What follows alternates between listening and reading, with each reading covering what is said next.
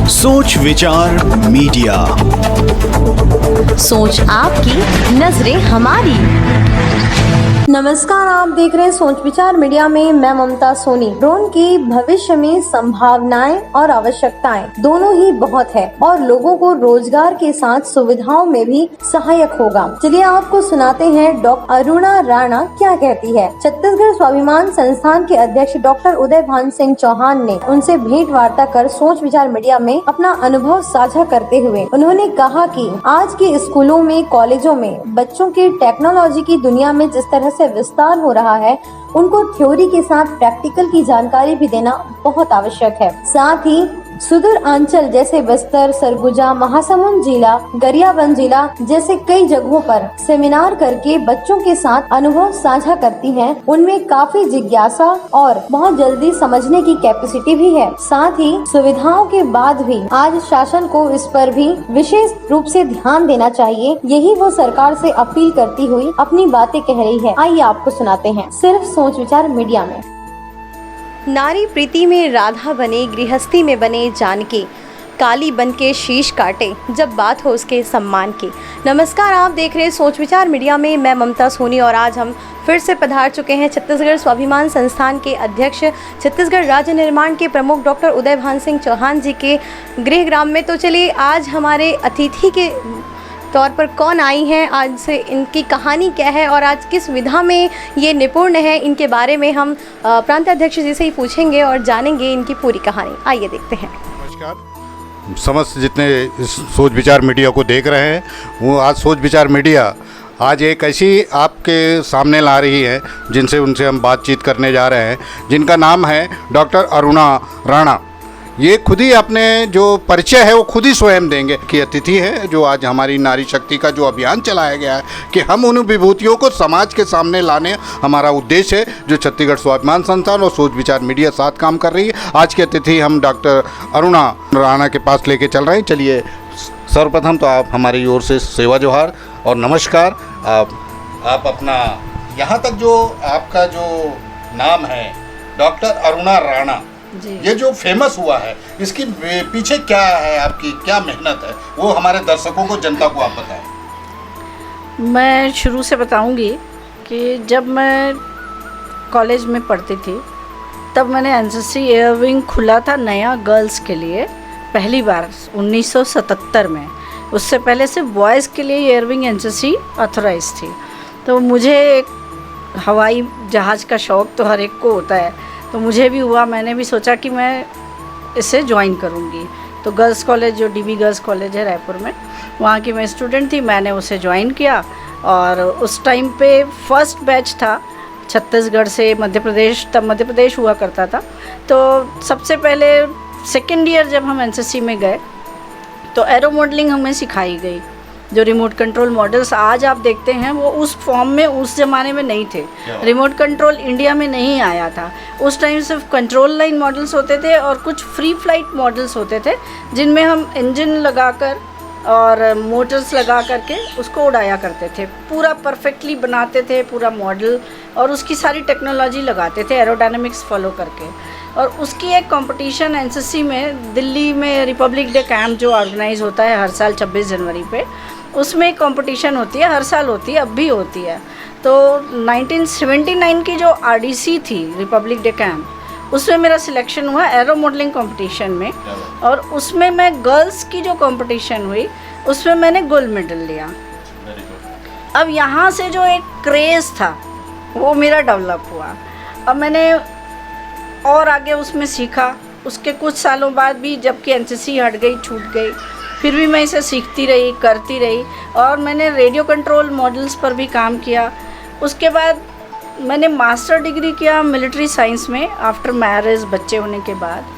तो सन 92 में जब मैंने मास्टर डिग्री की तो जो मेरे मिलिट्री साइंस के जो सर थे डॉक्टर ए.के. द्विवेदी, उन्होंने कहा अगर पीएचडी करनी है तो तुम इसी विषय पर करो, क्योंकि तुम्हें इसके लिए बाहर कहीं नहीं जाना होगा।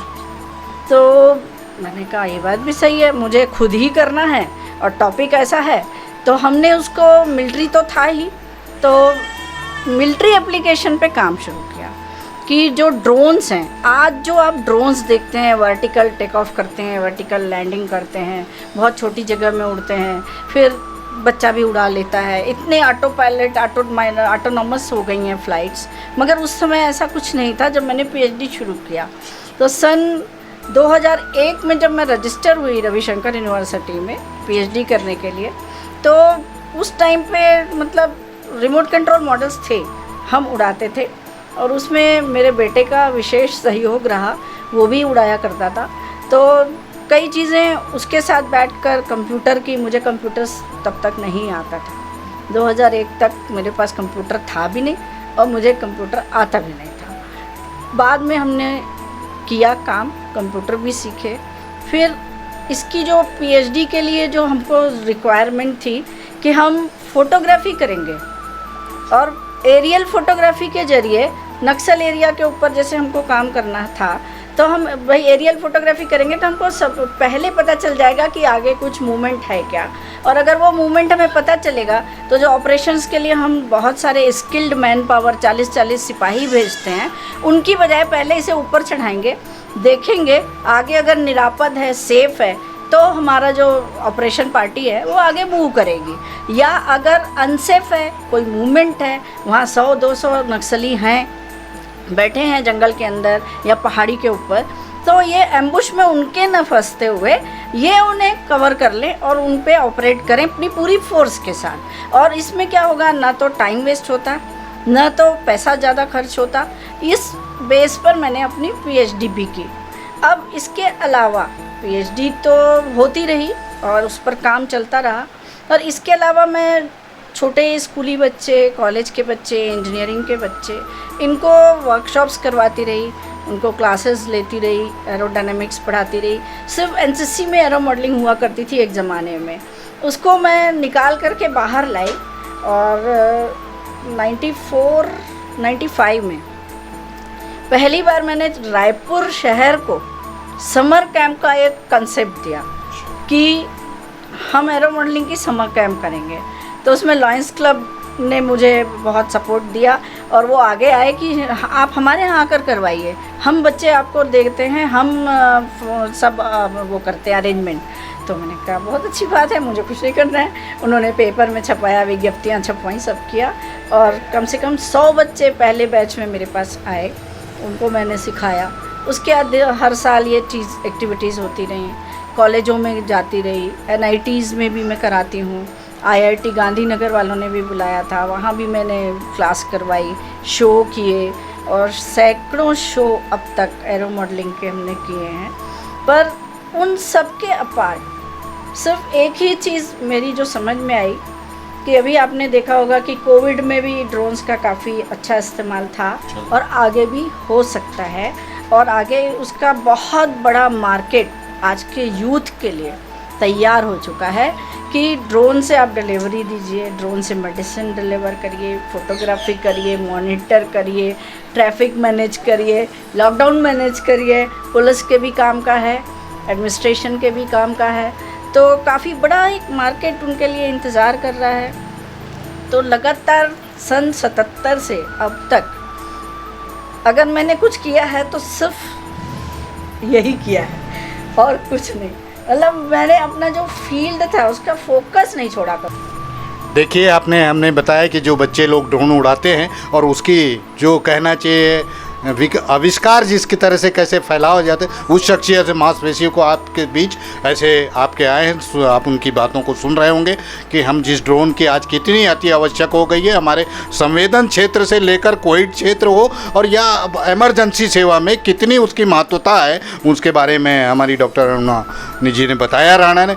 तो हमार छत्तीसगढ़िया मतलब में कथाओं सबले बढ़िया हो तो सबले बढ़िया बन के भी दिखाए के ज़रूरत पड़ी आगू जाके। तो सब मन ला दिखाना है कि हमार छत्तीसगढ़ के लइका मन हा घलो ये टेक्निकल फील्ड ले संसार में नाम ला कमाही। और यही मोर आप मन ले प्रार्थना है कि हमार चैनल ला सोच विचार ला लाइक करो, सब्सक्राइब करो और हमन ला बढ़ावा दहु, तबे हमन आप मन बर और नवा चीज़ लेके आवो, जानकारी लेके आवो।